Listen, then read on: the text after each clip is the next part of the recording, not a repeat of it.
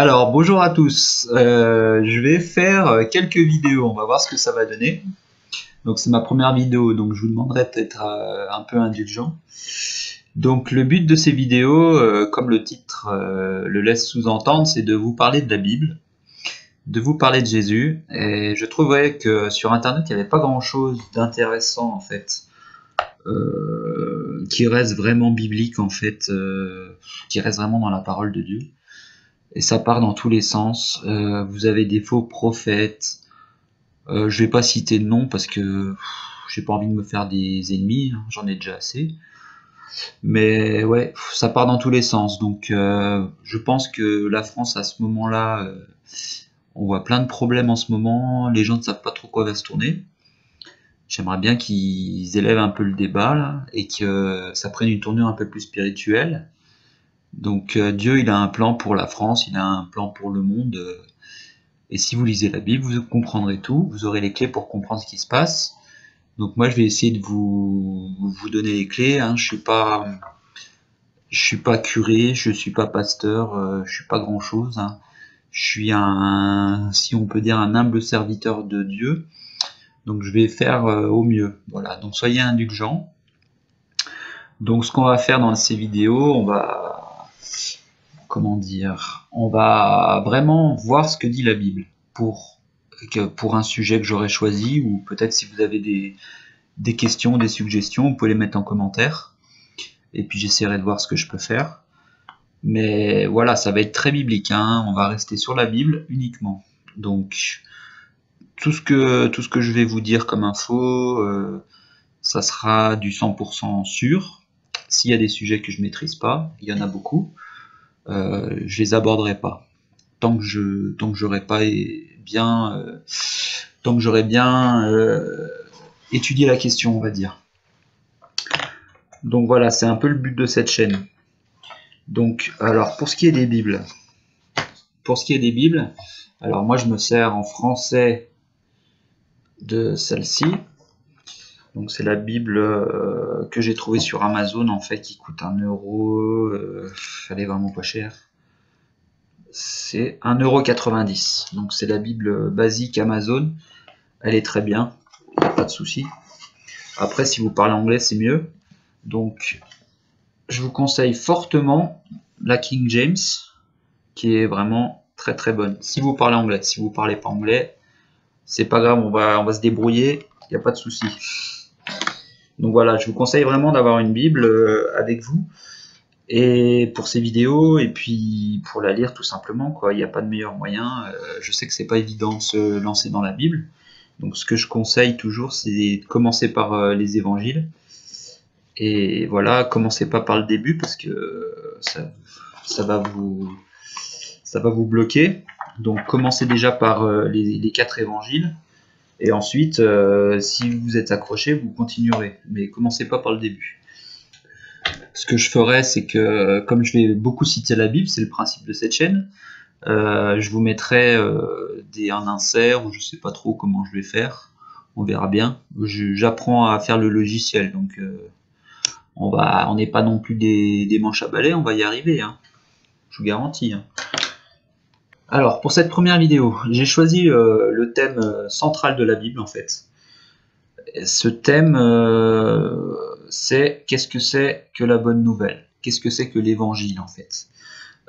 J'ai une amie qui m'a demandé il n'y a pas longtemps qu'est-ce que c'est en fait le gospel. Le gospel, c'est un terme nous français, on pense tout de suite à la musique gospel, voilà. Le gospel, c'est le terme anglais simplement pour évangile, en fait.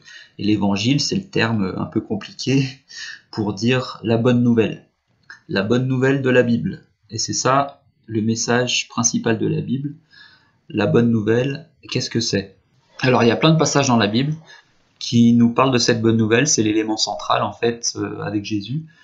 La bonne nouvelle, l'évangile, c'est l'œuvre de Jésus. Donc bien entendu, bon alors je préviens déjà parce que on va un peu tirer sur les catholiques, les protestants, enfin ça risque de piquer un peu, je préviens. Donc les catholiques, si vous n'êtes pas contents, ben restez quand même, et puis peut-être que vous allez pouvoir apprendre quelque chose. Si vous avez un esprit ouvert, si vous avez l'esprit de Dieu, normalement il n'y aura pas de problème. Et souvenez-vous que la Bible, Dieu nous l'a donnée pour qu'on puisse connaître, qu'on puisse le connaître. Donc c'est pour ça que moi je pars dans une démarche où je base tout sur la Bible. Et je ne base rien sur les hommes. Voilà, les bulles papales, les conseils de Nicée, de je ne sais quoi, il y a sûrement des bonnes choses. Vatican II, c'est naze, donc arrêtez de suivre ça et replongez-vous dans la Bible. Je vous le conseille fortement, parce que l'évangile, c'est le thème de la vidéo. L'évangile que l'on vous donne dans les églises catholiques, même protestantes d'ailleurs, on faut pas... Moi je m'en fous, tout. Tout ce qui n'est pas biblique, on s'en fout. Voilà. C'est un peu le principe de la vidéo, de cette chaîne. Voilà. Donc ça risque de piquer un peu, je préviens. Donc cette bonne nouvelle, qu'est-ce que c'est finalement? Cette bonne nouvelle, c'est que Jésus-Christ, c'est Dieu qui s'est incarné sur terre pour nous sauver, tout simplement. Donc Jésus-Christ, il a fait une œuvre, il est resté quelques années sur terre, pas très longtemps, et il a marqué vraiment profondément toute notre civilisation. Il n'y a pas de doute là-dessus. Donc après, ceux qui pensent que c'est un mythe ou je ne sais quoi, j'ai envie de vous dire, je sais pas en fait ce que j'ai envie de vous dire, mais voilà, Jésus a existé, il est mort, après il est ressuscité, ça, si vous y croyez pas, voilà, vous n'y croyez pas, mais il y a quand même beaucoup de preuves sur l'existence de Jésus, son œuvre, et sa résurrection, je vous le rappelle. Cette bonne nouvelle qui parsème toute la Bible, parce que c'est le message central de la Bible, elle va vous permettre d'avoir le salut. Le salut, c'est quoi? Parce qu'on vous dit souvent, il faut être sauvé, mais sauvé de quoi? Mais si vous n'avez pas le salut, à la fin des temps, le Seigneur, si vous voyez comme ça se passe en ce moment, si vous pensez que Dieu est content de nous, la France, mais le monde en général, ça va piquer. Quand Dieu va se mettre en colère, et c'est ce qu'il a prévu dans sa Bible, vous avez intérêt d'être du côté de Dieu. Je ne fais pas des menaces, mais c'est un conseil d'amis. Donc, le salut, c'est quoi? C'est une porte de sortie. C'est une porte de sortie, c'est une porte d'entrée aussi, c'est une porte pour rejoindre Dieu et entrer dans la famille de Dieu. Entrer dans la famille de Dieu comme son fils ou sa fille et échapper à sa colère. Parce que sa colère va venir, et quand elle va venir, ça va faire très mal. Et après, je pourrais vous parler de l'enfer, de tout ça, mais je vais pas trop développer là-dessus dans cette vidéo. Donc, pour ce premier extrait de la Bible, on va aller en Luc 4,18. Luc 4,18. Là, c'est Jésus qui parle. « L'Esprit du Seigneur est sur moi, parce qu'il m'a consacré par onction pour annoncer la bonne nouvelle aux pauvres. Il m'a envoyé pour guérir ceux qui ont le cœur brisé, pour proclamer aux prisonniers la délivrance et aux aveugles le recouvrement de la vue, pour renvoyer libres les opprimés, pour proclamer une année de grâce du Seigneur. » Donc ça, c'est un des passages, mais il y en a beaucoup, qui vous parlent de cette bonne nouvelle. Cette bonne nouvelle, alors ce qu'on entend par la bonne nouvelle, même chez les catholiques, ça serait la venue de Jésus, sa mort par crucifixion et sa résurrection. Donc ça, c'est un peu le noyau de la bonne nouvelle, si vous voulez, mais pas que. Et c'est là que vous allez voir que ça peut être dangereux. Un autre passage que j'ai choisi, qui parle aussi de cette bonne nouvelle, c'est en Romains 10,13. Romains 10,13. Alors, en effet, toute personne qui fera appel au nom du Seigneur sera sauvée. Mais comment donc feront-ils appel à celui en qui ils n'ont pas cru? Et comment croiront-ils en celui dont ils n'ont pas entendu parler? Et comment entendront-ils parler de lui si personne ne l'annonce? Et comment l'annonceront-on si personne n'est envoyé? Comme il est écrit, qu'ils sont beaux les pieds de ceux qui annoncent la paix, de ceux qui annoncent de bonnes nouvelles. Donc, la bonne nouvelle, en fait, c'est l'œuvre de Dieu par son Fils Jésus-Christ. c'est son passage sur terre, son influence, et surtout le salut qu'il nous offre. Ce salut, c'est la bonne nouvelle. Cette bonne nouvelle, comme son nom l'indique, c'est une bonne nouvelle. C'est un cadeau gratuit que Dieu nous fait. Donc c'est Dieu lui-même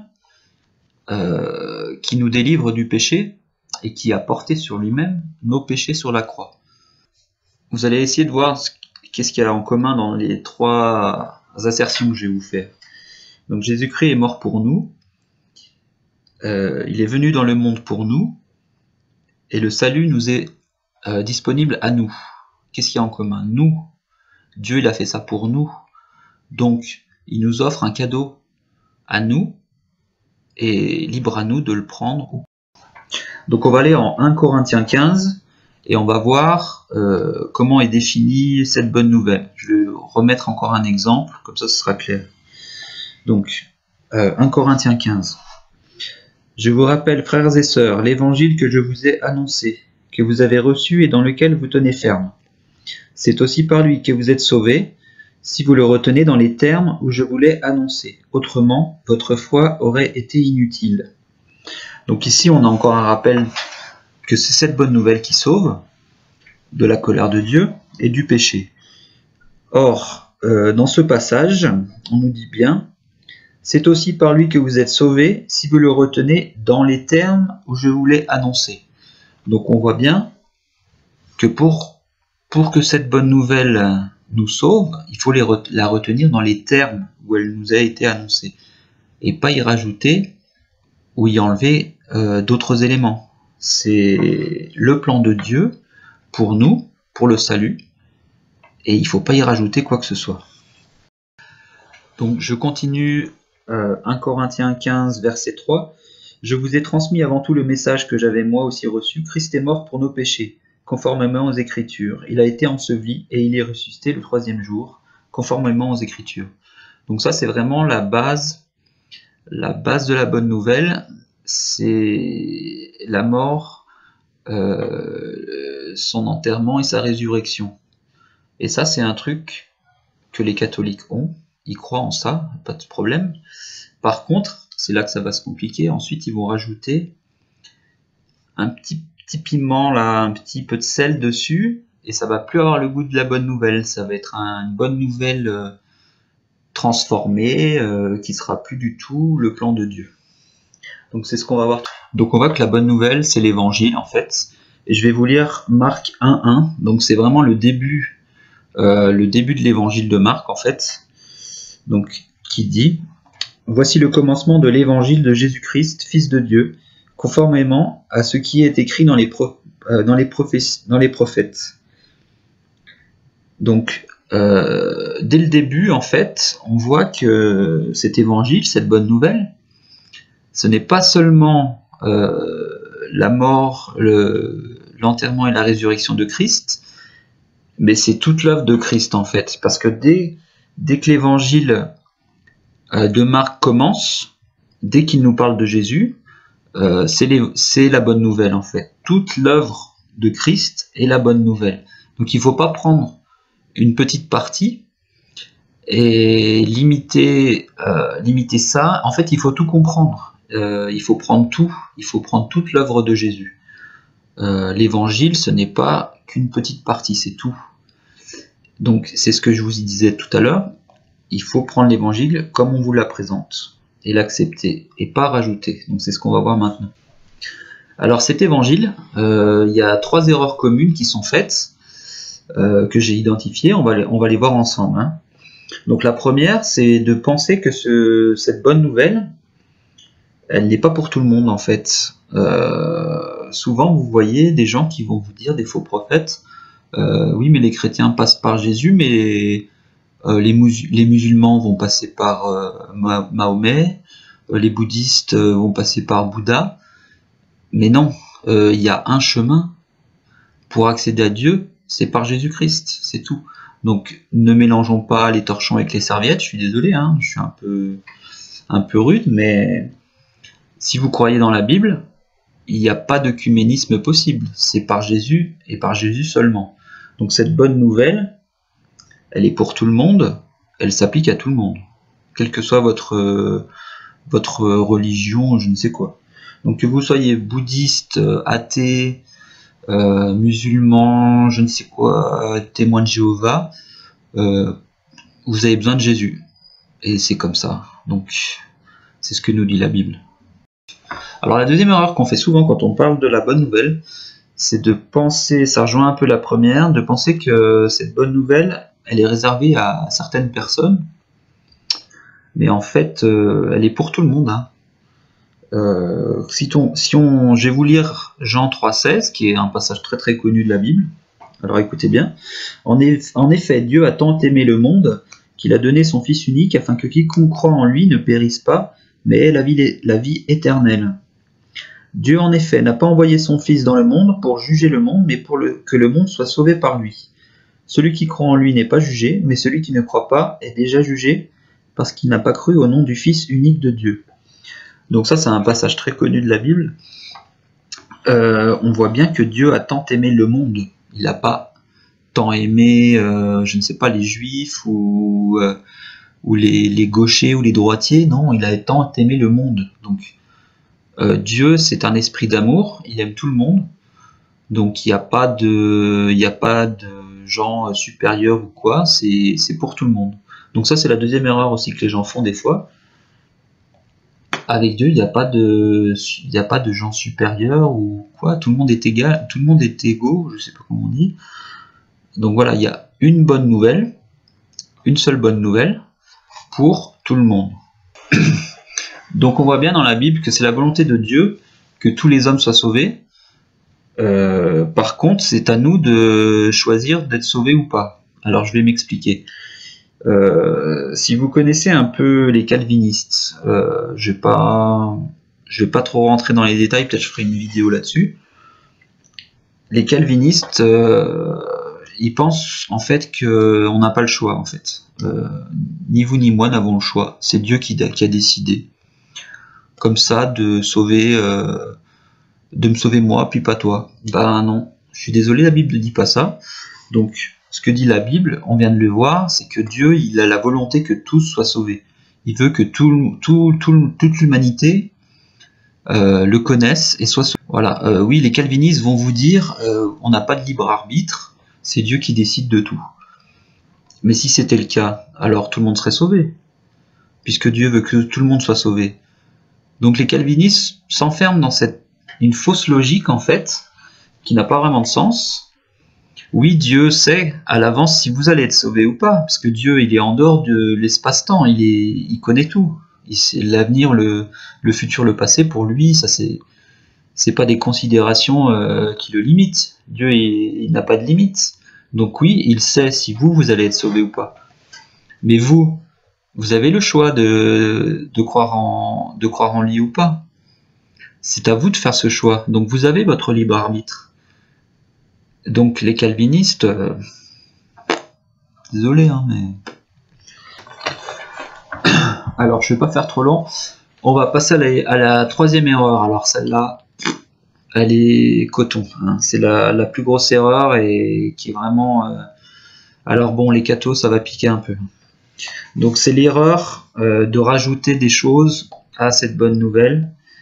Donc cette bonne nouvelle, qu'est-ce que c'est? Une bonne nouvelle. C'est une bonne nouvelle, c'est bon, c'est un cadeau. Dieu nous fait un cadeau. Il est quand même, son Fils est quand même mort pour nous sur la croix, porter nos péchés à notre place, nos péchés passés, présents et futurs. Si vous vous rendez compte de ce que c'est Dieu lui-même qui est mort pour nos fautes à nous. Donc si vous imaginez bien que c'est un cadeau énorme qu'il nous fait. Donc, ce cadeau, il nous l'offre gratuitement. Un cadeau, c'est gratuit. Et il n'y a rien à faire en retour.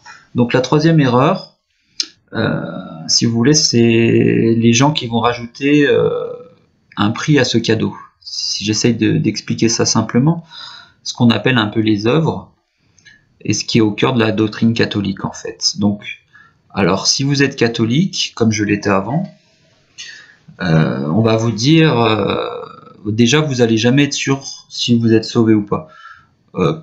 On ne sait pas. Alors, faut aller à l'église tous les dimanches, faut aller se confesser. Si tu te confesses assez, peut-être que tu iras peut-être au purgatoire. On ne sait pas. C'est jamais clair en fait. Et je vous rappelle que Dieu n'est pas l'auteur de la confusion. Donc avec Dieu, c'est clair. Donc si vous êtes sauvé, vous êtes sauvé. Si vous mettez votre foi en lui, vous êtes sauvé.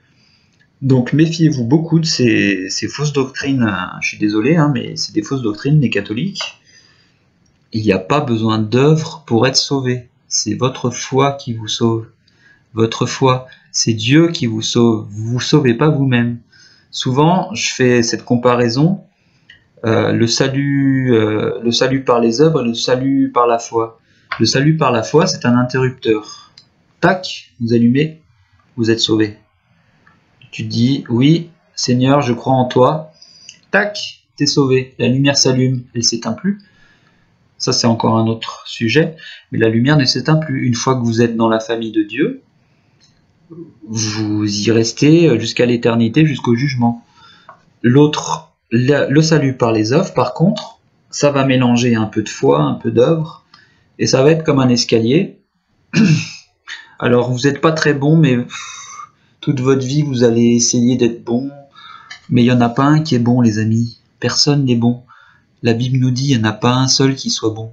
On est tous des pécheurs, on a tous besoin de Dieu.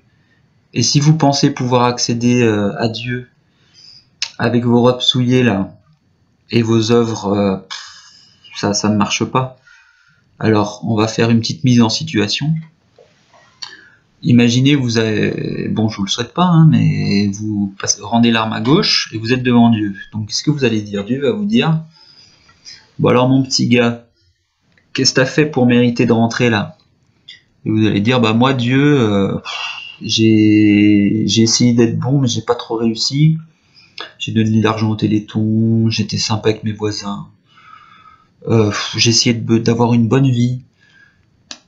Et voilà, j'ai essayé par moi-même en fait de rentrer. Dieu va vous dire, bah non, je suis désolé, tu rentres pas mon gars. Pourquoi? Parce que t'as pas respecté le plan de Dieu. Le plan de Dieu, c'est par la foi uniquement. C'est lui qui nous sauve. On ne se sauve pas nous-mêmes. Donc, c'est une distinction très importante à faire. Donc oui, la bonne nouvelle travestie, c'est la bonne nouvelle qui ne sauve pas. La Bible nous parle d'une bonne nouvelle faussée, travestie. Je ne sais pas comment dire en français. Mais en tout cas, cette bonne nouvelle ne marche pas. Ce n'est pas bon. Qu'est-ce que les gens trafiquent dans cette bonne nouvelle? Eh bien, c'est ce que je viens de vous dire, c'est les œuvres. Donc, je vais vous lire un petit passage de Galates. Donc, dans Galates, c'est assez intéressant, en fait. Je vous conseille de le lire en entier. Parce que là, on a des chrétiens qui sont sauvés, certes, mais je vais vous montrer, ils ont la foi en la résurrection du Christ, mais petit à petit, ils ont perverti la bonne nouvelle en y rajoutant dans des œuvres, en fait. Finalement, c'est comme les catholiques. La foi n'a pas suffi. Ils ont voulu rajouter leurs œuvres impures pour être sauvés. Et donc, ça s'appelait pas à Dieu, parce que Dieu, il veut qu'on fasse les choses comme il a décidé lui. Donc, nos œuvres ne vont pas rendre notre robe blanche. Il suffit qu'on ait une petite tache. On pêche tous. Que ce soit le péché anodin ou non voulu, le petit mensonge, jusqu'au péché grave, enfin, on n'a pas besoin, enfin, on n'a pas de problème pour ça, quoi. Pour avoir des bonnes idées dans les péchés, on est les premiers, on est là. Mais votre robe ne sera jamais blanche, elle sera toujours tachée. Le seul moyen de purifier votre robe, c'est par le sang de Christ, c'est tout. Et vous ne pouvez rien faire de plus. C'est la foi qui sauve. Donc Galates 3.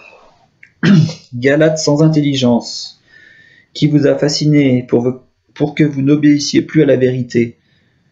Vous, aux yeux de qui Jésus-Christ a été décrit comme crucifié, voici seulement ce que je veux apprendre de vous. Est-ce en pratiquant les œuvres de la loi que vous avez reçu l'Esprit, ou en écoutant l'Évangile avec foi? Manquez-vous à ce point de bon sens? Après avoir commencé par l'esprit, voulez-vous maintenant finir par vos propres forces? Avez-vous tant souffert pour rien, si du moins c'est pour rien? Celui qui vous accorde l'esprit et qui accomplit des miracles parmi vous, le fait-il donc parce que vous pratiquez les œuvres de la loi ou parce que vous écoutez la foi? Donc là, les Galates, au début, ils avaient la foi, donc pas de problème. Et puis, ils ont voulu rajouter leurs œuvres. Et donc, ils se sont égarés, la bonne nouvelle a été pervertie. Donc cette bonne nouvelle, c'est un cadeau que Dieu nous a fait et nous fait. La seule chose qu'il nous demande, c'est d'accepter ce cadeau en fait. Donc, n'allez pas croire que vous allez être sauvé parce que vous êtes quelqu'un de bien, de bon. Vos œuvres, Dieu pour lui, c'est pas grand chose, hein. Après, une fois que vous êtes sauvé, oui, il faut faire des bonnes œuvres, ça c'est clair. Dieu nous invite fortement à être quelqu'un de bien, à faire le bien autour de nous, à être humble, à persévérer dans la foi, faire des œuvres, oui, venir en aide aux pauvres, tout ce que vous voulez. Une fois qu'on est sauvé, mais toutes ces œuvres ne vous ouvriront pas les portes du paradis. Le salut, c'est Dieu qui vous le donne, si vous le prenez, mais vous ne le gagnez pas par vous-même. Donc oui, pour les œuvres, mais les œuvres ne rentrent pas dans le salut. J'espère que c'est clair. Alors finalement, comment obtenir le salut? Ça c'est la question centrale de cette première vidéo, hein. Le salut, il faut qu'on ait une foi comme un enfant. Comme un enfant, alors bon, la comparaison ne va pas être top, mais comme c'est bientôt Noël, voilà, comme un enfant qui le matin de Noël va ouvrir son cadeau sous le sapin. C'est la même chose. Dieu nous offre un cadeau, il faut qu'on ait une foi d'enfant. C'est-à-dire qu'il faut qu'on aille sous le sapin et qu'on ouvre ce cadeau avec joie et avec reconnaissance, mais en sachant que Dieu n'attend pas à ce qu'on lui... il n'attend pas à ce qu'on lui paye ce cadeau. C'est de sa générosité, de sa bonté, de son amour qui nous offre ça. Et nous, on a juste à l'ouvrir, on a juste à le prendre, le déballer et jouer avec. Voilà. Et ben, c'est une comparaison un peu limite, mais c'est la même chose avec Jésus. L'enfant qui ouvre le cadeau le matin de Noël, comment dire, il ouvre ça, il se pose pas la question de qui, il sait que papa, maman ont payé ou que le Papa Noël a déposé le cadeau, mais il se pose pas la question de savoir s'il peut jouer avec pendant 10 minutes ou est-ce qu'il va devoir être sage pour l'avoir. Il l'ouvre avec joie. Eh bien nous devons être de la même sorte, comme des enfants, devant cette bonne nouvelle. C'est le thème de la vidéo. Soyons comme des enfants, avec la foi, acceptons ce cadeau et soyons sauvés. Et voilà, Dieu n'en demande pas plus. Il demande juste qu'on lui fasse confiance et qu'on le remercie et qu'on lui demande, c'est surtout ça. Si vous voulez être sauvé, il n'y a rien de plus simple. Demandez à Dieu et il vous sauvera. Donc voilà pour cette première vidéo. J'espère que c'est clair pour vous. Qu'est-ce que c'est que la bonne nouvelle? Donc la bonne nouvelle, oui, c'est le Seigneur Jésus-Christ qui est venu pour racheter nos péchés, qui est mort et ressuscité, mais c'est tout l'ensemble de son œuvre. Par contre, ce n'est pas rajouter ses œuvres pour être sauvé. C'est la foi uniquement qui nous sauve. Donc, je me répète beaucoup dans cette vidéo, mais c'est primordial de comprendre ça. Donc, ce que j'aimerais faire avec vous, c'est pour ceux qui ne sont pas encore sauvés, prier ensemble. Donc, alors là aussi, c'est pas la prière qui vous sauve. La Bible nous dit que quiconque croit dans son cœur et confesse de sa bouche que Jésus-Christ est Seigneur sera sauvé. Donc je peux vous aider à mettre ça en forme, et si vous voulez prier avec moi, vous avez juste à répéter. Alors, ce qui sortira de votre bouche, les gens l'entendent, mais ce qu'il y a dans votre cœur, seul Dieu le sait. C'est ce que je vous disais. C'est entre vous et Dieu. Il n'y a pas d'homme, il n'y a pas d'église entre vous. Alors, prions ensemble le Seigneur, répétez après moi si vous voulez. Vous faites comme vous voulez. Alors, Dieu Tout-Puissant, je sais que je suis un pécheur. Je sais que je mérite le jugement de l'enfer. Mais je crois que tu es mort sur la croix pour moi, et ressuscité. S'il te plaît, sauve-moi maintenant et donne-moi la vie éternelle. Je mets ma foi en toi, Jésus, et en toi seulement. Amen. Seigneur, je te prie de m'aider à faire des vidéos constructives pour apporter la bonne nouvelle à mes amis français, à mes compatriotes, car il manque beaucoup d'informations sur ce sujet et il y a beaucoup de fausses doctrines et de faux prophètes sur Internet. Donc guide-moi dans la vérité pour que je n'égare pas les gens. Seigneur, je te prie de prendre sous ton aile tous ces gens qui ont pu faire cette prière et qui ont vraiment envie de te connaître, qui ont vraiment envie de mettre leur foi en toi. Seigneur, je te remercie. Voilà, le salut c'est simple, vous demandez à Dieu et il vous donne le cadeau. Et vous l'ouvrez, vous l'appréciez. Donc, j'essaierai de faire d'autres vidéos si vous avez des commentaires sur un sujet particulier, que vous vous posez des questions, vous aimeriez bien que j'aborde. N'hésitez pas à mettre un commentaire. Et puis voilà, je vous verrai à une prochaine vidéo.